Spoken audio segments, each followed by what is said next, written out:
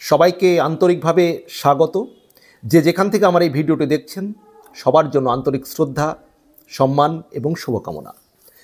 বাংলাদেশের বহু নেতা, সমন্বয়ক, প্রাক্তন সেনাকর্তা বিভিন্ন সময় বিভিন্নভাবে ভারতকে হুঙ্কার দিচ্ছেন। কেউ বলছেন 4 দিনে কলকাতা দখল করে নেবেন, কেউ বলছেন বাংলা, বিহার, উড়িষ্যা দাবি করবেন, কেউ বলছেন যে ভারত আমাদের কাছে টিকবেই না। তো এই মতো পরিস্থিতিতে ভারত কিন্তু এবার পরিকল্পনা করেছে প্ল্যান 365। নয়াদিল্লি প্ল্যান করেছে এই পরিস্থিতিতে প্ল্যান 365। এর ফলে বাংলাদেশ কি মুখ থুবড়ে পড়বে, নতজানু হতে বাধ্য হবে দিল্লির কাছে? কি সেই প্ল্যান 365?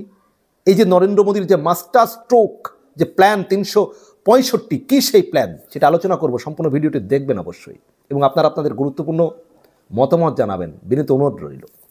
প্ল্যান 365, সেই 365 প্ল্যান কি সেটা আমি আলোচনা আসছি। তার আগে বলে নিই যে শেখ হাসিনার পতনের আগে বাংলাদেশ কিন্তু অর্থনৈতিকভাবে একটা মোটামুটি স্থিতাবস্থা ছিল, কিন্তু বাংলাদেশে এই যে শেখ হাসিনার পতনের পর অর্থনৈতিকভাবে এখন ভীষণভাবে দুর্বল হয়ে পড়েছে। বাংলাদেশে এখন ধর্মান্ধতা প্রচণ্ড পরিমাণে বেড়েছে। বাংলাদেশের সংখ্যালঘু হিন্দুদের উপরে অত্যাচার হচ্ছে বলে বারবার, নির্যাতন হচ্ছে বলে বারবার অভিযোগ উঠছে। এবং এই সমস্ত পরিস্থিতিতে বাজারে জিনিসপত্রের দাম প্রচণ্ড ঊর্ধ্বগামী, মূল্যবৃদ্ধি হয়েছে, জিনিসপত্রের প্রচণ্ড দাম, সাধারণ মানুষ জিনিসপত্র কিনতে পারছে না, মানুষের কাজ চলে গিয়েছে। এই পরিস্থিতিতে বাংলাদেশ এখন আবার ভারতের সঙ্গে শত্রুতার মোড় নিচ্ছে। বাংলাদেশ একের পর এক বক্তব্য দিয়ে এখন নয়াদিল্লি প্ল্যান 365 ঘোষণা করেছে তারা, এবং এই প্ল্যান 365-র মাধ্যমেই কিন্তু বাংলাদেশ 1 বছরের মধ্যেই অর্থনৈতিকভাবে মুখ থুবড়ে পড়বে এবং বাংলাদেশ একটা চরম অর্থনৈতিক সংকটের মধ্যে পড়বে। তখন কিন্তু নতজানু হতে ভারতের কাছে বাংলাদেশ বাধ্য হবে। আমি জিজ্ঞাসা চিহ্ন রাখছি যে বাধ্য হবে কি। এখন দেখি তো প্ল্যান 365 কি। আমরা জানি যে বাংলাদেশে শেখ হাসিনা পতনের আগে, ছাত্র জনতার অভ্যুত্থানের আগে বাংলাদেশের বস্ত্রশিল্পের একটা দারুণ উচ্চতা ছিল, বস্ত্রশিল্প একটা দারুণ উচ্চতায় পৌঁছে গিয়েছিল। তো বাংলাদেশে অনেক বিদেশি কোম্পানির টেক্সটাইল অর্ডার তৈরি হচ্ছিল, অনেক বিদেশি কোম্পানির যে টেক্সটাইল অর্ডার তৈরি হচ্ছিল বাংলাদেশে। এবং চীনের পর যদি আমরা ধরি, তাহলে বাংলাদেশ ছিল বিশ্বের বৃহত্তম টেক্সটাইল রপ্তানিকারক দেশ।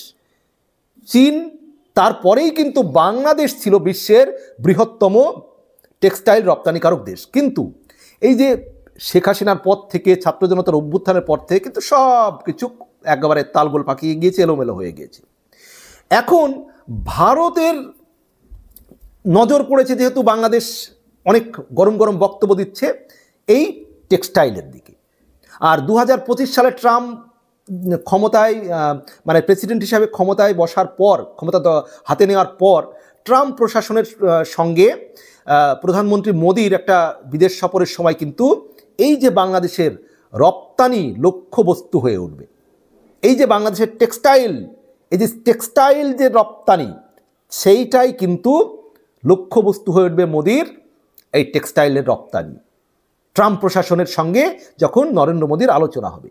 কারণ মধ্যপ্রাচ্য এবং এশিয়ার দেশগুলোতে বাংলাদেশের টেক্সটাইল রপ্তানি বন্ধ করতে যদি ভারত একটা দৃঢ় পদক্ষেপ নেয়, এবং এখন বাংলাদেশ যেরকম বক্তব্য রাখছে নেবে, এটাই স্বাভাবিক। এবং সেটা যদি টেক্সটাইল বন্ধ করতে, অর্থাৎ মধ্যপ্রাচ্য এবং এশিয়ার দেশগুলোতে বাংলাদেশের টেক্সটাইল রপ্তানি বন্ধ করতে ভারত দৃঢ় পদক্ষেপ নেবে বলেই এই মুহূর্তে ভাবা যায়। এবং যদি সেই পদক্ষেপ নেয়, তাহলে ইউরোপ ও আমেরিকার মতো বড় বাজারে ব্যবসায়িক প্রতিযোগিতায় বাংলাদেশকে দুর্বল করার আর কিছু কিন্তু বাকি থাকবে না। একেবারে দুর্বল করার চেষ্টা তো ভারত করবেই, যেহেতু বাংলাদেশ এই মুহূর্তে যা করছে, যেভাবে হুঙ্কার দিচ্ছে, তাহলে দুর্বল করার চেষ্টা হবে, হয়তো হতে পারে। টেক্সটাইল বন্ধ করে দেওয়া মানে কি বাংলাদেশ একটা অর্থনৈতিকভাবে পিছিয়ে যাবে। তাছাড়া ইউরোপ আমেরিকার মতো বাজারে যদি ব্যবসায়িক প্রতিযোগিতায় বাংলাদেশকে দুর্বল করার চেষ্টা হয়, তখন কি হবে, বাংলাদেশের যে রপ্তানি ক্ষতিগ্রস্ত হবে। যদি বাংলাদেশের যে ব্যবসায়িক প্রতিযোগিতায় বাংলাদেশকে দুর্বল করার চেষ্টা করেন নরেন্দ্র মোদী বা ভারত, তাহলে কী হবে, বাংলাদেশের যে রপ্তানি সেটা ব্যাপকভাবে ক্ষতিগ্রস্ত হবে। তখন বৈদেশিক মুদ্রার রিজার্ভ দ্রুত হ্রাস পাবে। এর ফলে কী হবে, একটা গুরুতর অর্থনৈতিক সংকটের মধ্যে পড়বে কিন্তু বাংলাদেশ। এবং তখন কি হবে, বাংলাদেশ বিভিন্ন যে ঋণ, বিভিন্ন যে বাংলাদেশের যে বিভিন্ন আমদানি বিল সেগুলোও দিতে পারবে না। এবং তখন কিন্তু বাংলাদেশ একটা বিশাল অর্থনৈতিক সংকটের মুখে পড়বে, গভীর অর্থনৈতিক সমস্যার মধ্যে পড়বে, এবং তখন কিন্তু ভারতের কাছে নতজানু হতে বাধ্য হবে। এবং এই মোদির এই যে প্ল্যান ৩৬৫, এই যে মাস্টার স্ট্রোক, তার ফলেই কিন্তু এটা ঘটতে চলেছে। ভারতকে বাংলাদেশের সঙ্গে যুদ্ধ করতে হবে না, যুদ্ধ তো পরবর্তী শেষ পর্যায়ে।